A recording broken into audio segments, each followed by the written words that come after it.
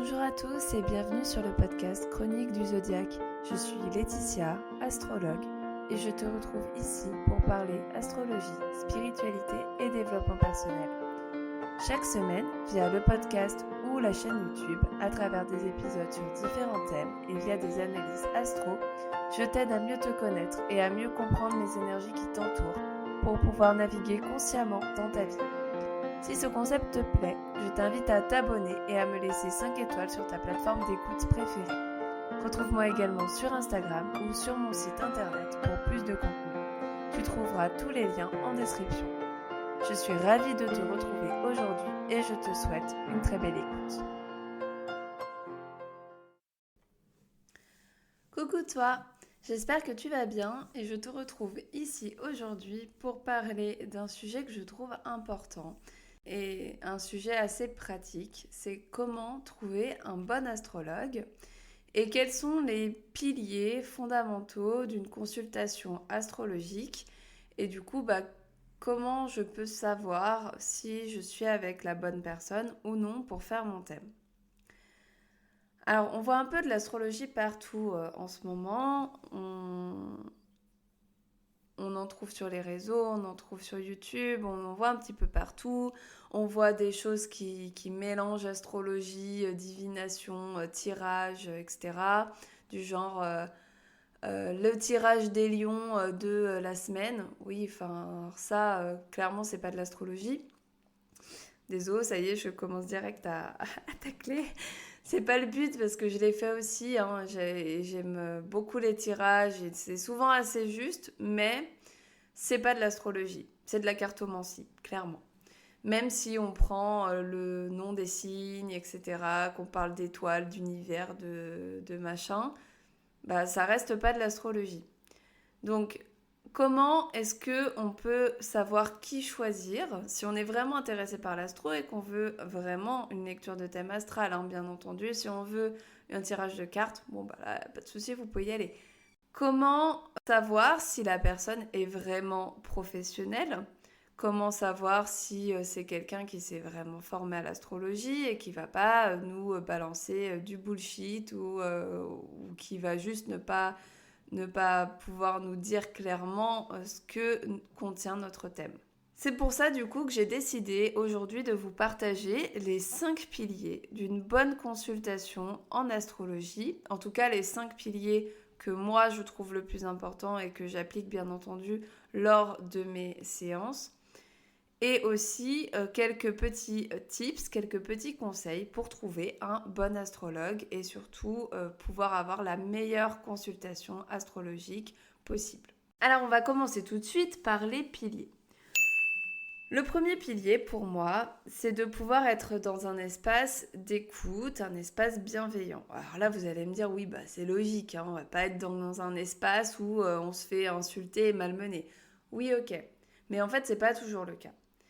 C'est pas toujours le cas parce que on peut avoir certaines personnes qui vont être soit juste très froides, très factuelles, qui vont débiter, qui vont donner un téléchargement d'informations, qui vont débiter tout ce qu'elle a à dire sur votre thème, sans te donner la parole, sans prendre en compte ton avis, ton opinion, tes ressentis, ton vécu. Et ça, c'est déjà pas bienveillant en fait. C'est déjà pas de l'écoute déjà, parce que pour moi, effectivement, un astrologue doit donner des clés, donner ses compétences, aider la personne à mieux s'analyser elle-même. Donc pour ça, on a besoin de compétences sérieuses en astrologie, mais ça on y reviendra après. Mais je trouve que l'une des choses les plus importantes pour un astrologue, c'est quand même d'écouter les personnes qu'il reçoit en consultation. Parce qu'on ne va pas se mentir, quelqu'un qui, alors à part certains cas de personnes qui juste sont très proches par exemple de la spiritualité et qui sont curieux et qui ont envie d'avoir une étude de thème, souvent quand on se tourne vers l'astrologie, c'est soit qu'on a une question assez sérieuse dans notre vie, qu'on a un tournant. On s'intéresse souvent à l'astrologie vers 40 ans ou vers 28 ans parce que c'est des gros changements majeurs dans notre vie et il y a des gros transits qui peuvent complètement nous perturber. Donc c'est soit pendant une période un peu difficile, soit parce qu'on est un peu perdu. Enfin, dans tous les cas, c'est pas forcément des périodes où on est pumped up et où tout va bien. Donc du coup, si on n'a pas cette écoute de la personne en face, bah, je trouve ça ultra dommage et surtout, ça peut être assez traumatisant, je pense, d'être pas bien, de se mettre à nu en face de quelqu'un et puis à côté de ça, d'avoir quelqu'un de très froid et de très autoritaire dans sa façon d'être. Enfin, moi, je trouverais ça un petit peu compliqué. Donc, le but d'une consultation en astrologie, c'est d'être un dialogue, un vrai dialogue entre le consultant et l'astrologue. Et du coup, d'être vraiment dans un cadre qui va être bienveillant pour les deux côtés. Pour le deuxième pilier, je trouve, le deuxième pilier pour moi, c'est que l'astro est censé nous donner du pouvoir et non pas nous l'enlever. Donc c'est-à-dire que l'astrologie, pour moi, elle est absolument pas déterministe. Il est hors de question de dire en consultation, tu as tel placement, tu es comme ça ne changera jamais, tu dois te comporter de telle façon. Non, c'est un non-sens ultime. Ce n'est vraiment pas ma façon de voir l'astrologie. Pour moi, effectivement, il y a des comportements et des schémas qui sont dus à ce qui se passe dans le thème. Sauf que le thème, il évolue toute notre vie. Et un placement, on va le vivre d'une certaine façon à 10 ans, d'une autre façon à 20 ans et d'une encore autre façon à 50 ans. Et pourtant, le placement reste le même. Il ne va pas fonctionner tout le temps de la même façon. Et le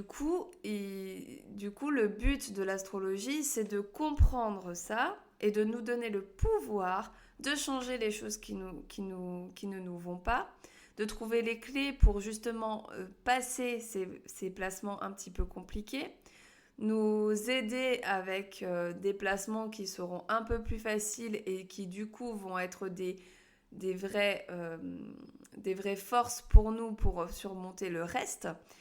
Et donc, le but de l'astrologie, c'est de nous redonner notre pouvoir parce que c'est en se connaissant soi-même mieux qu'on va pouvoir avoir notre propre pouvoir et notre propre volonté de changer les choses. L'astrologie, c'est le libre arbitre qui compte le plus, vraiment.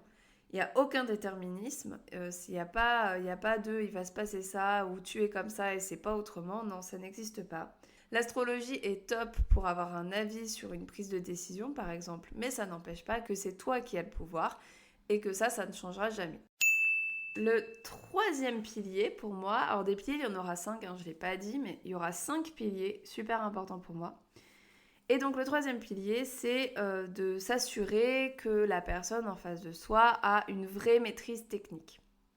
Alors, le but, c'est pas d'avoir un déroulé ou de demander toutes les formations que la personne a fait, d'avoir la liste de tous les diplômes, toutes les formations que la personne a fait.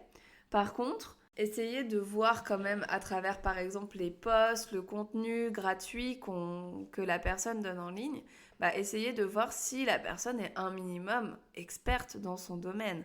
Ne réservez pas un thème à quelqu'un qui étudierait l'astrologie depuis 2 semaines parce que c'est sa nouvelle lubie et qui sait à peine ce que sont les signes. Donc essayez quand même de vous renseigner un peu, voir si la personne est quand même un minimum experte. Bon, ça semble assez logique et je pense que tout le monde le fait. Mais aussi un truc dont il va falloir faire attention, c'est que la personne soit experte, mais qu'elle arrive à expliquer les choses facilement, clairement, de manière pédagogue. Parce que quand on lit un thème, alors moi la première, des fois c'est très très dur pour l'astrologue, on a tellement l'habitude d'utiliser le vocabulaire astrologique que des fois on oublie qu'on est avec des personnes qui ne connaissent des fois rien du tout à l'astro. Mais le but ici, c'est de vous sentir assez en confiance et en sécurité pour pouvoir déjà demander à la personne de réexpliquer, d'expliquer plus simplement, de reformuler parce que le langage astrologique est un peu compliqué. Et donc ici, le but, c'est de ne pas hésiter à poser des questions si les choses ne sont pas claires et d'essayer de trouver quelqu'un qui soit le plus pédagogue possible et qui ne soit pas juste je montre mes connaissances, je montre que j'utilise plein de termes techniques parce que je suis trop forte. Non, c'est absolument pas ça le but de l'astrologue. Le but, c'est que toi, que tu connaisses l'astrologie ou non, tu comprennes ce qui se passe dans ton thème et tu puisses ressortir de la consultation avec des clés, des nouvelles compréhensions et des choses à travailler ou des choses sur lesquelles tu peux réfléchir. Par exemple, si quelqu'un arrive en disant t'as telle planète en carré à telle planète, du coup c'est compliqué. Ouais, super, merci, mais en fait je sais pas ce que c'est les carrés, je sais pas ce que représentent les planètes, je peux pas savoir. Donc là, le but c'est que on vous dise plutôt à la place, Mars qui est la planète de l'action, qui représente l'énergie masculine, le courage, la force, est en carré, c'est-à-dire en aspect de tension. C'est un petit peu compliqué de dialoguer avec une autre planète qui est Vénus. Et donc Vénus, elle, c'est plutôt la planète des relations, une planète plutôt féminine, une planète de l'amour, de la beauté. Et donc, quand ces deux-là ne s'entendent pas, comme ici dans ton thème, ça peut donner, par exemple, des problèmes de relationnel, des disputes, des frustrations. Voilà, ça peut être des choses comme ça. Ça sera plus compréhensible que juste c'est en aspect de tension, du coup ça va pas. Clairement. Ensuite, le quatrième pilier, c'est d'adopter une posture éthique. Un astrologue n'est pas censé te dire ce que tu dois faire de ta vie. Ce n'est pas lui qui décide, ce n'est pas lui qui sait tout. Un astrologue ne sait pas tout. Un astrologue, et d'ailleurs, j'allais dire un astrologue n'est pas médium, n'est pas clairvoyant, c'est pas Madame Irma, mais de tous les cas, même un voyant, même un médium, même Madame Irma ne sait pas tout. Tout est sous filtre. Enfin, à partir du moment où on discute avec quelqu'un d'humain, il y a des filtres. Donc, tout ce qu'on dit peut ne pas se révéler vrai. En plus de ça, en astrologie, ce qui se passe, c'est que quand on a un placement, un placement particulier peut avoir plusieurs significations. Donc, on ne peut pas dire qu'il va se passer telle chose ou que tu es de telle façon et pas autrement. C'est pas possible. Ça s'analyse déjà avec le reste du thème, mais ça s'analyse aussi beaucoup en discutant avec la personne en face et en voyant comment ces placements interagissent dans sa vie. Et surtout, j'ai envie de parler de posture éthique, notamment sur le prévisionnel, parce que oui, on peut prédire des choses grâce à l'astrologie, on peut essayer de voir un petit peu ce qui va se passer pour nous grâce à l'astro, et ça marche, souvent ça marche très très bien, mais ça reste des énergies. Ça reste des énergies, ça reste des probabilités, et on peut absolument pas dire à quelqu'un, là tu as tel transit dans 6 mois, donc dans 6 mois ça veut dire que tu vas divorcer, ou dans 6 mois ça veut dire que tu vas être gravement malade, mais ça c'est pas possible. Alors ça, un astrologue qui dirait une chose pareille, mais c'est pas, ça dégage quoi, c'est pas possible. Donc, en fait, je pense que l'éthique est ultra important et essayez quand vous suivez quelqu'un sur les réseaux, etc., d'essayer de discerner un petit peu l'éthique que peut avoir la personne.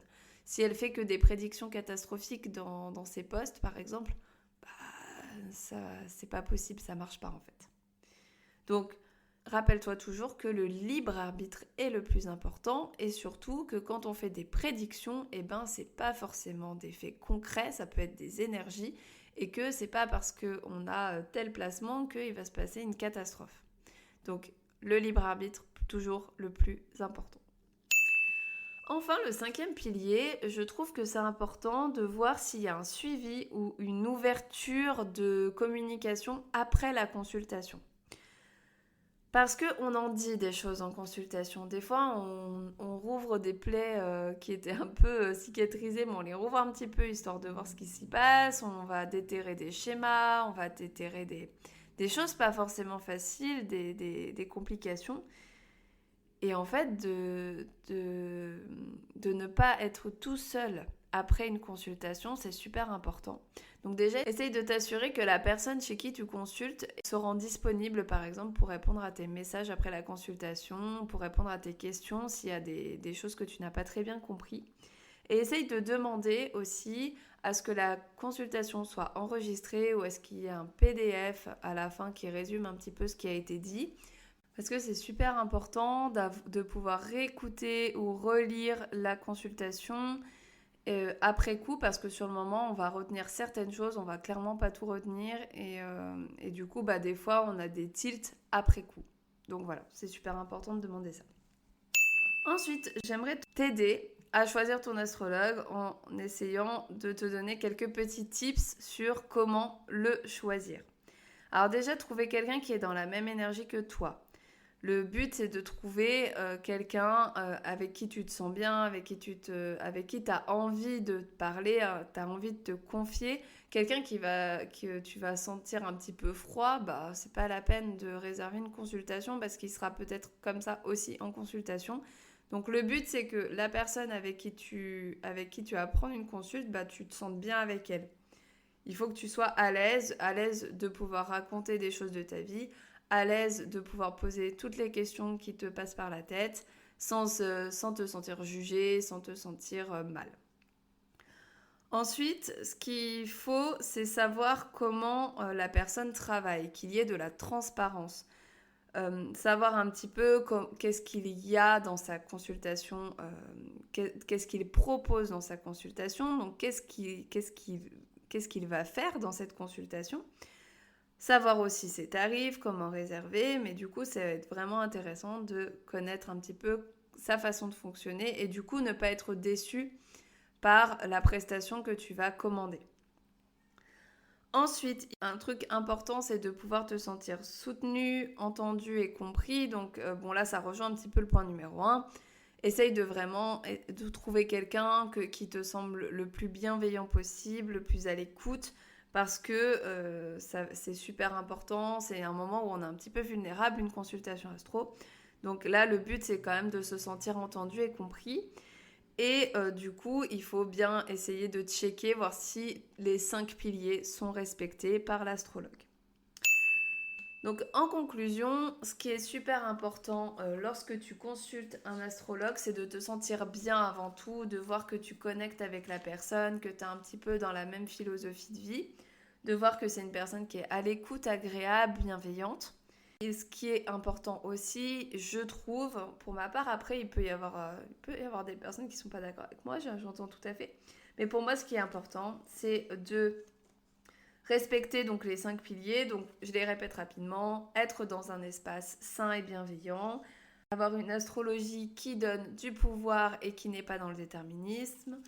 Numéro 3, avoir une vraie maîtrise technique de l'astrologie, mais tout en l'expliquant de manière simple. Avoir une posture éthique et enfin, avoir un suivi après la séance pour pouvoir poser des questions. J'espère que cet épisode t'aura plu, t'aura aidé si tu cherchais quelqu'un pour lire ton thème. Si tu as déjà eu des lectures de thèmes avec des astrologues un peu chelous ou avec qui tu t'es pas senti bien, n'hésite pas à raconter tes anecdotes en commentaire. Je serais ravie de te lire ou alors tu peux carrément me les envoyer en message privé sur Instagram. L'astro, c'est une rencontre et ça, il faut pas l'oublier. C'est une rencontre avec toi, mais aussi avec la personne qui lit ton thème. Donc, c'est super important de bien la choisir. Sur ce, je te souhaite une belle journée ou une belle soirée et je te retrouve bientôt pour un nouvel épisode du podcast. D'ici là, prends soin de toi et à bientôt. J'espère que tu as trouvé cet épisode intéressant et inspirant. Si c'est le cas, je t'invite à t'abonner pour ne pas rater les prochains épisodes et à me faire un retour en laissant 5 étoiles ou un commentaire. Je te retrouve la semaine prochaine pour une nouvelle chronique du Zodiaque. Prends soin de toi et à bientôt.